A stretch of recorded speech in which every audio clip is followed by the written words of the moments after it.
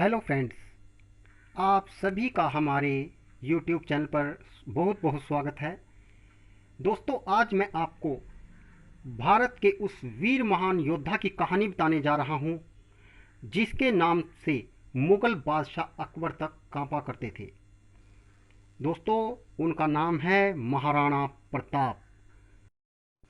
महाराणा प्रताप भारत के वीर योद्धाओं में से एक थे। वैसे तो महाराणा प्रताप के किसी भी इंट्रोडक्शन की ज़रूरत नहीं है, उनका नाम ही काफ़ी है। दोस्तों, वो महाराणा सांगा के पौत्र थे। महाराणा सांगा जो थे उनके दादाजी थे। महाराणा प्रताप जी के पिता उदय सिंह और माता रानी जीवंत कंवर जी थे। महाराणा प्रताप को इतिहास में राजपूत कुलभूषण, हिंदुजा सूरज और स्वाभिमान का प्रतीक माना जाता है। वीरता और स्वाभिमान तो महाराणा प्रताप के जैसे खून में ही दौड़ते थे। महाराणा प्रताप का जन्म 9 मई 1540 को राजस्थान के कुंभलगढ़ दुर्ग में हुआ था। दोस्तों, वह बचपन से ही बहुत ही प्रतिभाशाली थे और युद्ध कला में बहुत ही जल्दी वो निपुण हो गए थे। ये उनकी एक खास विशेषता थी। बचपन में ही वो भीलों के साथ उनके बच्चों के साथ खेलना, महाराणा प्रताप धीरे धीरे भील जाति से उनका काफ़ी लगाव हो गया, जिसके कारण भीलों ने उनका नाम कीका कहकर बुलाया और बाद में उन्हें सभी कीका के नाम से भी बुलाने लगे थे।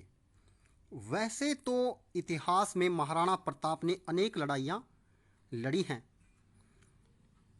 और महाराणा प्रताप जी के पिता उदय सिंह राणा की एक प्रिय पत्नी थी रानी धीरबाई। उनकी इच्छा के अनुसार राजा उदय सिंह ने अपने छोटे पुत्र जगमाल को उत्तराधिकारी घोषित कर दिया और उसके कुछ समय के बाद ही राणा उदय सिंह की मृत्यु हो गई। लेकिन जो राजपूत सरदार थे और जो प्रजा थी, वो महाराणा प्रताप को ही अपना राजा पहले से मानती थी। जिसके बाद सभी सरदारों ने एकत्रित होकर 1 मार्च 1576 ईस्वी को महाराणा प्रताप को मेवाड़ का राजा घोषित कर दिया, जिससे नाराज होकर जगमाल राणा जो उनके भाई थे, वह अकबर की शरण में चले गए और अकबर ने महाराणा प्रताप को उसके कुछ समय के बाद संदेश भेजा कि वो मुगल बादशाह अकबर की अधीनता स्वीकार कर ले। इस संदेश को लेकर राजा टोडरमल, राजा भगवान दास और राजा मानसिंह भी महाराणा प्रताप के पास आए थे, परंतु स्वाभिमान से भरे महाराणा प्रताप ने उनके इस प्रस्ताव को ठुकरा दिया, जिसके फलस्वरूप आगे चलकर हल्दी घाटी का युद्ध लड़ा गया।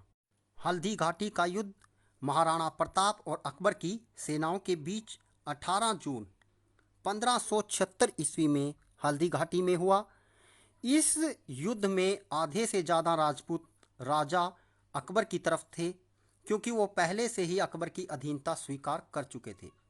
महाराणा प्रताप और साथ में हाकिम खान सूरी उनके साथ थे और करीब 20,000 सैनिक उनके साथ इस युद्ध में शामिल थे उनकी तरफ से।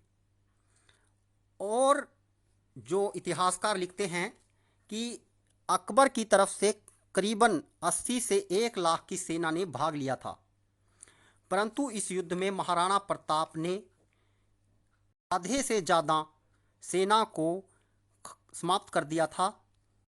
इस युद्ध में अकबर की तरफ से राजा मानसिंह और आसफ खान ने उन 80,000 सैनिकों का नेतृत्व किया, लेकिन वह बुरी तरह इसमें परास्त होने लगे।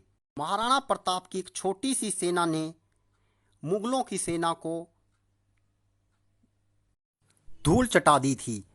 इस युद्ध में ना तो मुगल जीत सके। मुगल सेना विशाल होने के बाद भी इस युद्ध को जीत नहीं सकी।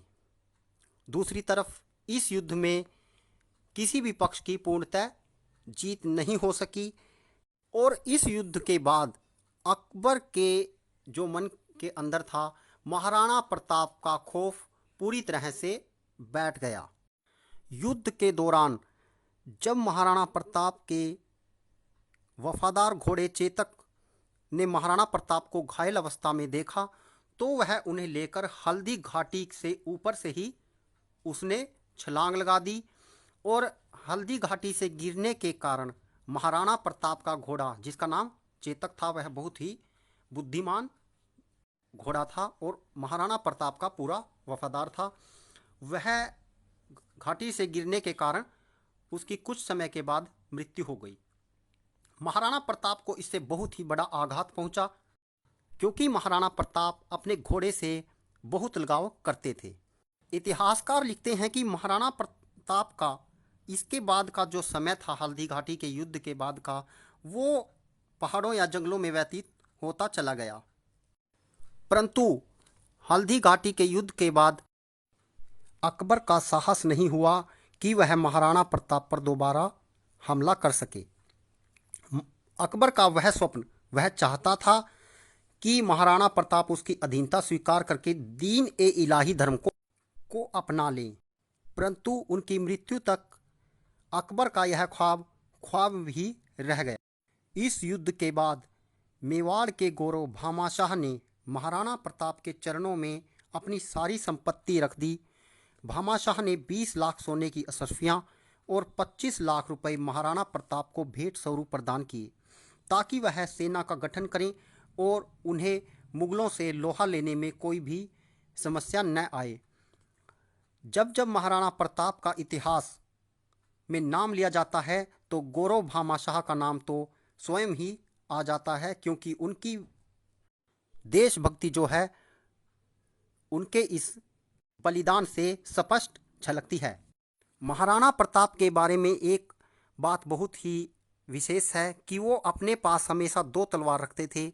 यदि उनके दुश्मन के पास तलवार नहीं होती थी तो वह उसे अपनी तलवार देते थे ताकि युद्ध बराबरी का हो सके। अनेक संघर्ष और कष्ट झेलने के बाद भी महाराणा प्रताप का हौसला नहीं डगमगाया और उन्होंने राजपूताना की फतह फहराने के इरादे से 1579 ईस्वी के दौर पर पूरा खुलकर लाभ लिया।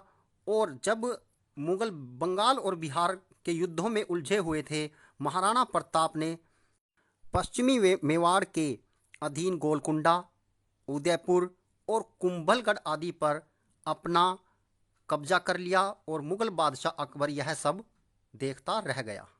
और उसके बाद महाराणा प्रताप जी ने चवन को अपनी राजधानी के रूप में विकसित किया।